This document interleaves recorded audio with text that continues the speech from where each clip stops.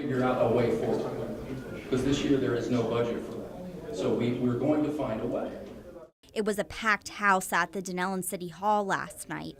Council members discussed the possibility of just relying on the Marion County Sheriff's Office for law enforcement. I have fielded many angry phone calls in the last few days, just broaching the subject, just talking about maybe, potentially, possibly talking about another option.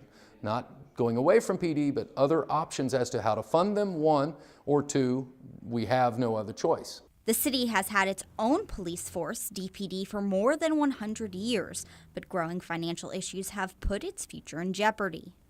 The DPD budget is sliding toward the $500,000 mark, near the breaking point for maintaining current operations. City Manager Eddie Ash says revenue declines resulted from a cut in county gas taxes and a decision to get rid of red light cameras. MSO Lieutenant Brian Spivey, now acting as interim Dunnellon chief after Joanne Black resigned a few days ago, presented a plan of what it could be like. I don't see a whole lot of wiggle room here. Some people from Dunnellon are afraid they would lose a sense of closeness if the Sheriff's Department took over. Sheriff's Department is great, but they don't know all the citizens of Dunnellon like the local police department does, and that makes a huge difference. A person that grew up in this town. And more than camaraderie, people are afraid of losing a sense of security. Response times would be slower. I think when they came, they wouldn't know the players involved. They'd have to be starting from scratch every time they came out.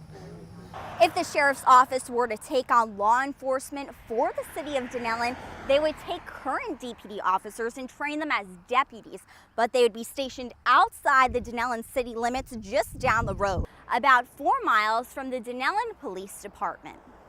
The desire to keep the department led to suggestions like bringing back red light cameras or raising taxes. The cameras were controversial, but brought in hundreds of thousands of dollars. The mayor says the budget process means a final decision needs to be made in the next few months. Danielle Prinz, WUFT News.